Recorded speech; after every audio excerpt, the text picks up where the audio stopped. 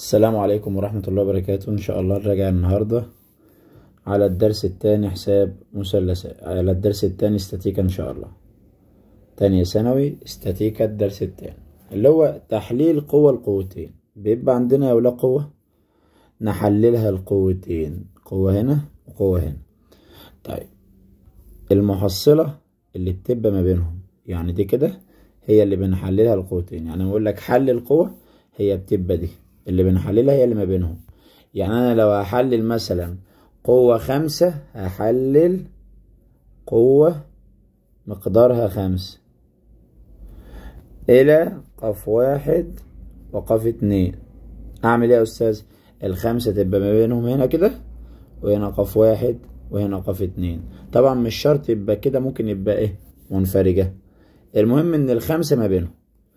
طيب ايه القاعدة بقى اللي هنمشي عليها طول الحصة؟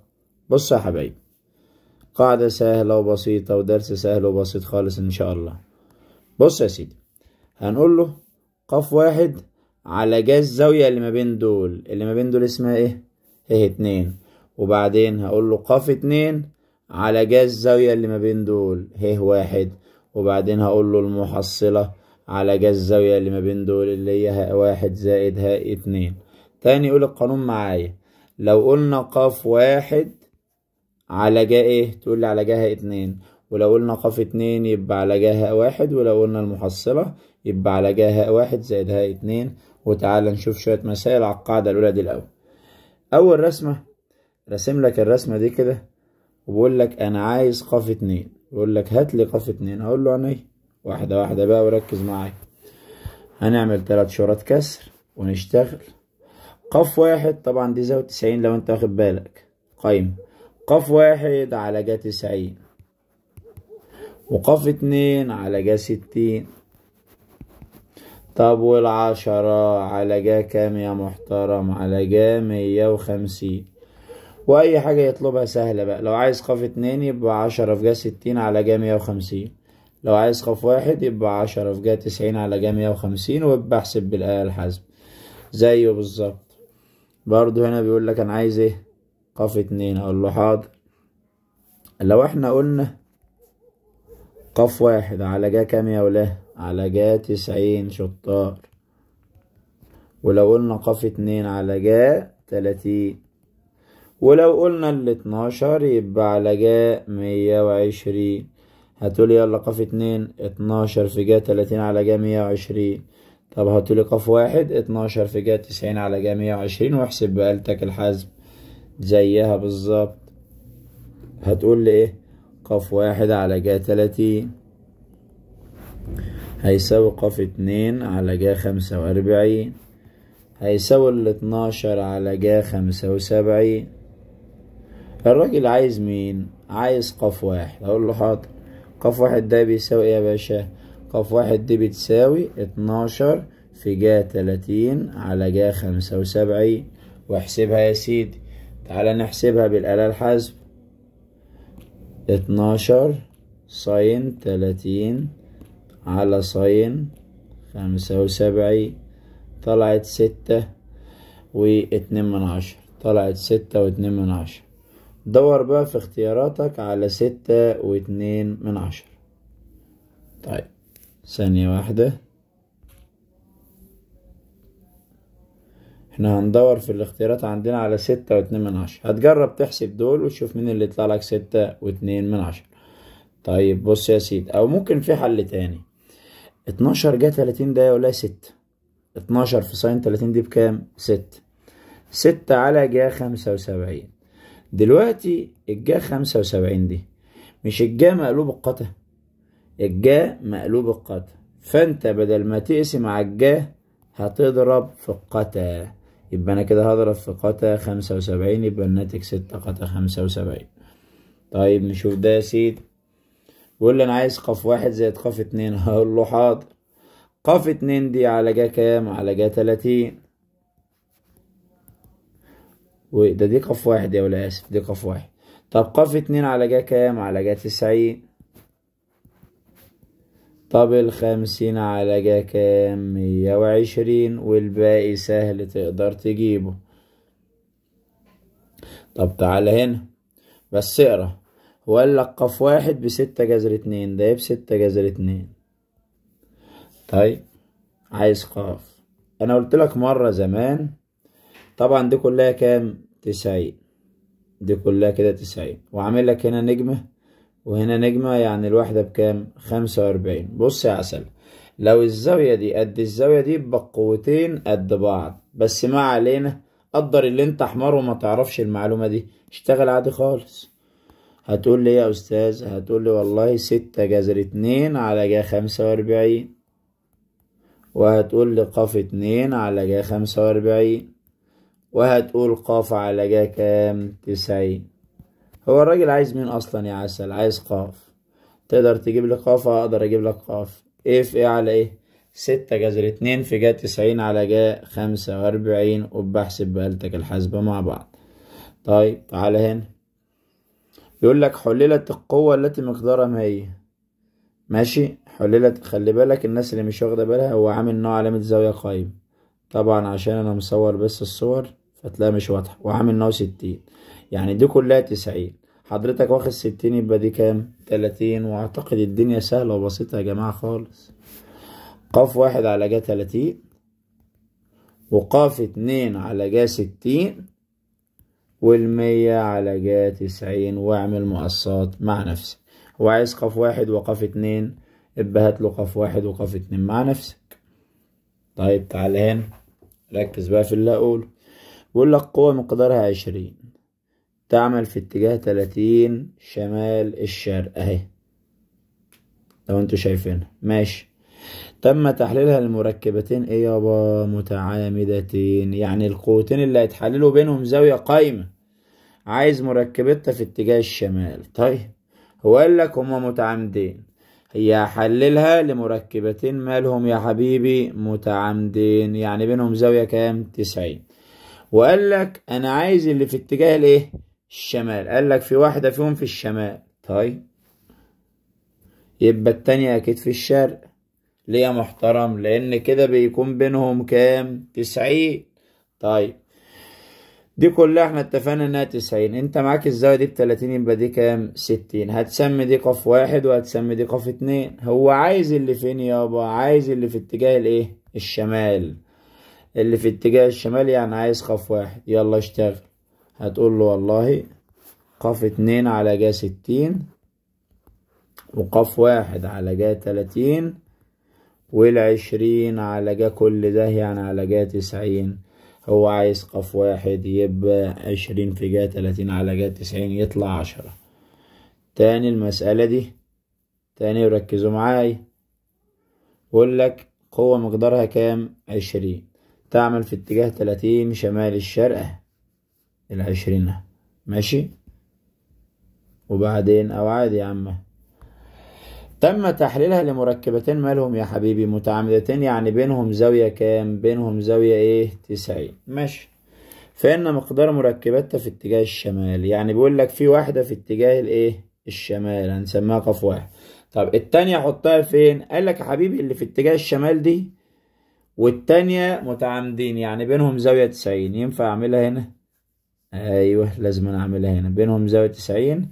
حضرتك واخد 30 اتفضل 60، وهتسمي دي قاف 2، يبقى قاف 2 على جا 60، وقاف واحد على جا 30، وال20 على جا 90، وكمل مع نفسك.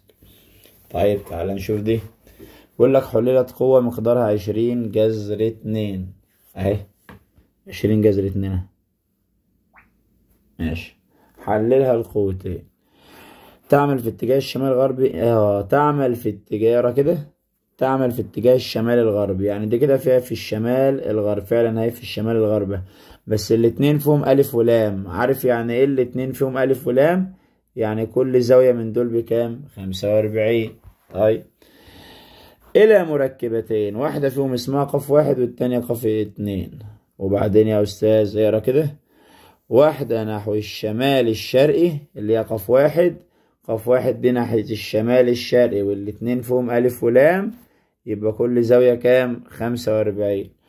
والأخرى نحو الغرب. قاف 2 دي نحو الغرب. طيب ركز معايا. ادي الخط بتاع قاف واحد، ادي الخط بتاع قاف 2 وادي 20 جذر 2. وركز اعملها لك بلون تاني، ركز بس معايا ما تسرحش. ادي الخط بتاع قاف 1، ادي الخط بتاع 20 جذر 2، ادي الخط اللي عليه قاف 2. اعمل 3 شورات كسر. والله قاف اللي بره دي مش عايزها، دي ما تبصلهاش، لا بص لدي. والله قاف 1 على جل ما بين دول، بين دول كام؟ بين دول 45.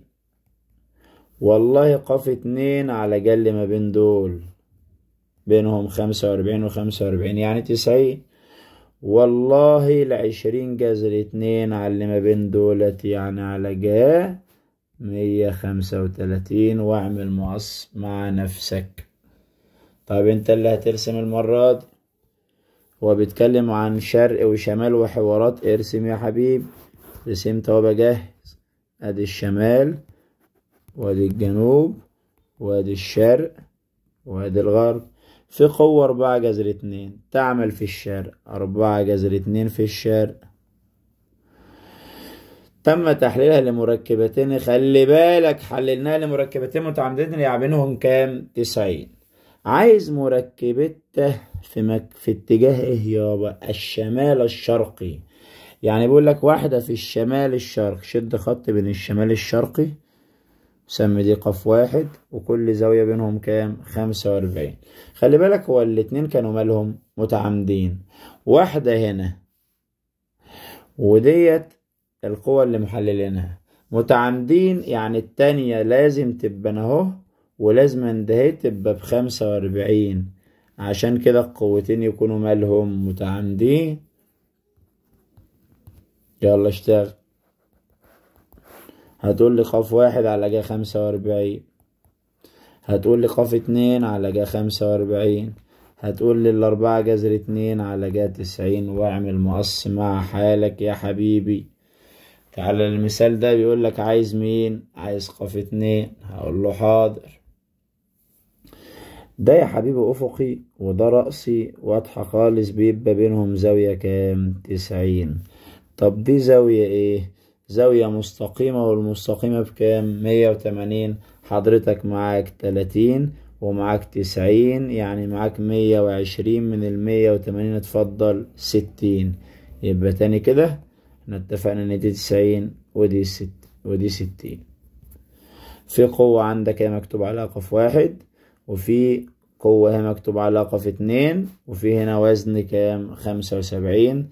3 شرط كسر ونتعامل. والله قاف 1 على جا 60. والله قاف 2 على جا 90. والله 75 على جا 150. شوفوا عايز ايه بقى؟ عايز قاف 2. قاف 2 دي بيساوي 75 في جا 90 على جا 150. تعال انا اهو واحدة واحدة. هو عايز قاف 1 زائد قاف 2 على القاف. اقول له ربنا يسهل. قاف 1 على جا 45، قاف 2 على جا 30، والقاف على جا 75. وبعدين يا أستاذ شوف هو طالب ايه يا ابني واحنا نعرف نجيبه. عاوز منك البتاعة دي، عاوز قاف 1 زائد قاف 2 على قاف. طيب سهلة خالص. بص اللي يعمله اعمل زيه. يعني هو حط قاف 1 زائد قاف 2 على قاف، يعني عامل ده زائد ده على ده. حضرتك هتقول له ده زائد ده على ده بس. يعني هقول له جا 45 زائد جا 30 على جا 75 بس. دور عليها بقى اهي. بس يا سيدي كمان مرة تاني. بس فوق بقى حبيبي، بلاش بقى نوم بقى، ماشي؟ فوق معايا. والله ايه على يلا احسب معايا. قاف 1 على جا 45، قاف 2 على جا 30، القاف على جا 75. شوفوا هو عاوز ايه. بص هو عايز ايه. بص انا عايز ايه يا سيدي؟ عايز قاف 1 زائد قاف 2. عايز قاف 1 زائد قاف 2 على قاف على قاف. يبقى انا هقول له يبقى جا 45 زائد جا 30 على جا 75، وتدور عليها تلاقيها. طيب تعالى نشوف دي. قبل ما اشوف ديت نحل دي بس عشان اشوفك ايه ده هتحلها لك احسن يعني.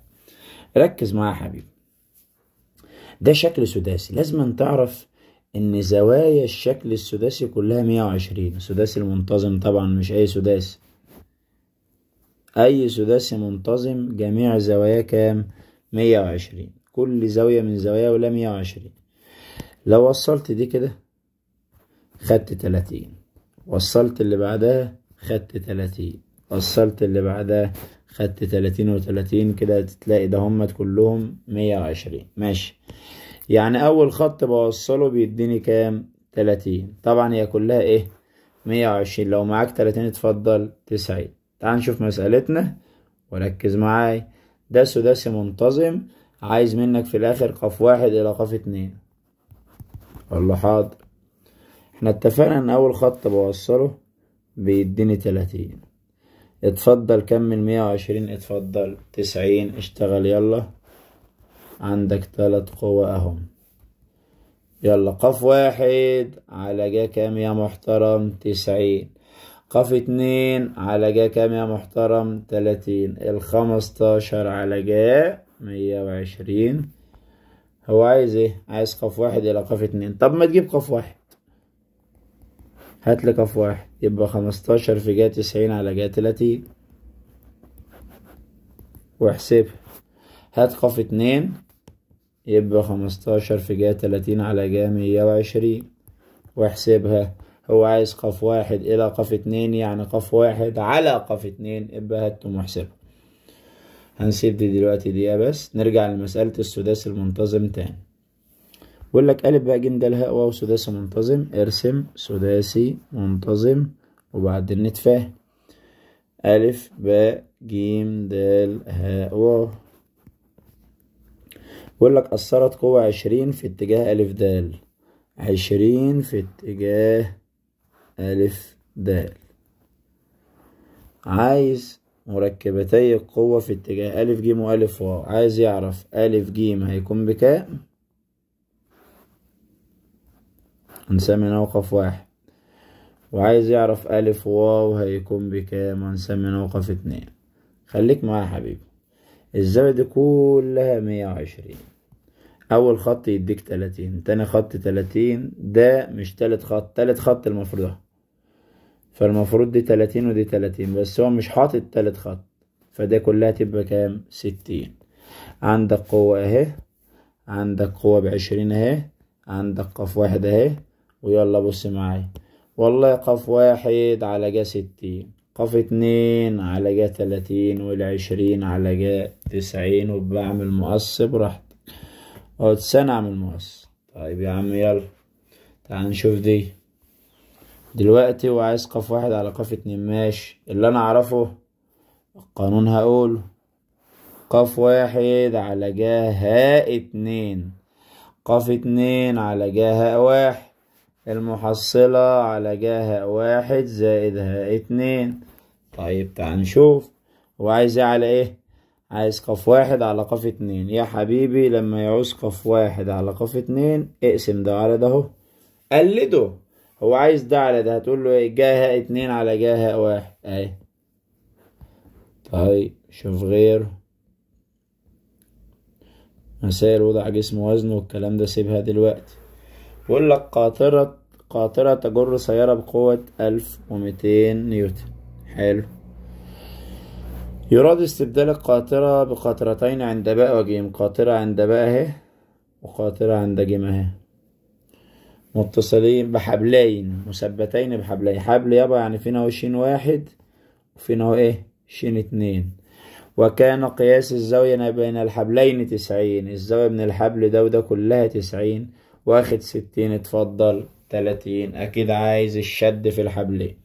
يقول لك فإن مقدار الشد. حاضر والله يابا، في شين واحد انا لسه حاططها، في شين اتنين اهي، في قوة اهو ب1200. يلا بنت يا مريم قولي. مريم هشام. شين واحد على جا كام؟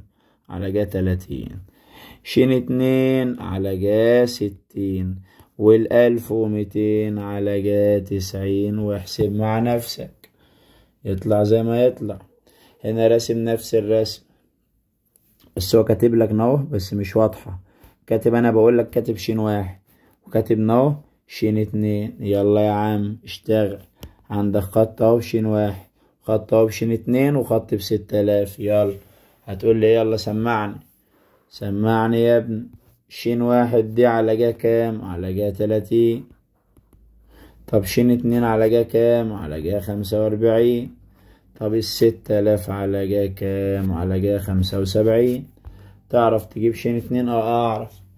ايه في ايه على ايه؟ 6000 في جا 45 على جا 75. وده اهي 6000 في جا 30 على جا 75. هنشوف غيره. شوف دي الاول. استنى بلاش دي كده عشان في واحدة ايه مهم. نفس الكلام يقولك يراد سحب بارجة بواسطة قاطرتين باء وجيم. في قاطرة عند باء، قاطرة يعني بتشد، فده شد واحد وده شد 2. هو عايز الشعيرة كده في الاخر يقولك احسب الشد. عايز الشد في الحبلين اقول له حاضر. في هنا شين واحد، في هنا شين 2، في هنا 5000 واشتغل عادي خالص. يبقى شين واحد على جا كام يا محترم؟ 30. وشين 2 على جا 45 وال5000 على جا 75. وبعمل مقص براحتي. تعال نشوف المسألة دي واحدة واحدة. انا ملاحظ ان في حرف زد صح؟ دي 48 يبقى دي 48 بالتبادل. عارف ده كام؟ ده 90. يبقى انت عندك هنا قاف واحد وعندك في الخط تهوت في قاف 2 وعندك هنا كام؟ هنا 120. طيب يا عم قاف واحد على جا 48 والله قاف 2 على جا 90 وده اللي هو 120 على جا 138. وبعمل مقص مع نفسك كده. التمارين اللي على الدرس ده اللي على الفكرة دي خلصت. بقالي تمرين واحد وركز معايا. بيقول لك القوة قاف ب30. قاف ده يا ولاد مدهن ب30 والداء حللت لمركبتين متعامدتين. فعلا الزاوية دي بينهم كده بكام؟ ب90. طيب مقدار احداهما 15 جذر 3. واحدة فيهم 15 جذر 3 مش فارق معاي. وبعدين يا استاذ التانية دي بقى هو عايز. اقول له حاضر. مش هما دول متعامدتان؟ يعني دي لو سيتا زي ما انت كاتب يبقى الباقي 90 ناقص سيتا. مش دي سيتا يبقى الباقي 90 ناقص سيتا. يلا اشتغل معاي. 15 جذر 3 على جا 90 ناقص سيتا. وقاف 2 على جا سيتا. وال30 على جا كل ده 90 يا عسل. طيب يا استاذ واحدة واحدة بقى معاي. مش انت عارف ان ال90 دي بتخلي الجا جتا؟ يعني دي كأنها جتا سيتا. وبعدين يا استاذ تقدر تجيب جتا سيتا ولا ما تقدرش؟ اقدر. عارف تجيبها ازاي؟ افقع على ايه؟ هتبقى 15 جذر 3 في جا 90 على 30. هيطلع معاك جذر 3 على 2. هتعمل ايه؟ هتعمل شيفت قوسين جذر 3 على 2 يديك 30. يبقى احنا جبنا السيتا ب30. جبنا السيتا دي بكام يا ولاد؟ ب30. ساعتها تقدر تجيب قاف 2 ولا ما تقدرش؟ اقدر. افقع على ايه؟ 30 في جا 30 على جا 90. وكده الدرس ده يعتبر خلص. الفكرة دي يعتبرت خلصت اللي هي 3/4 الدرس. والسلام عليكم.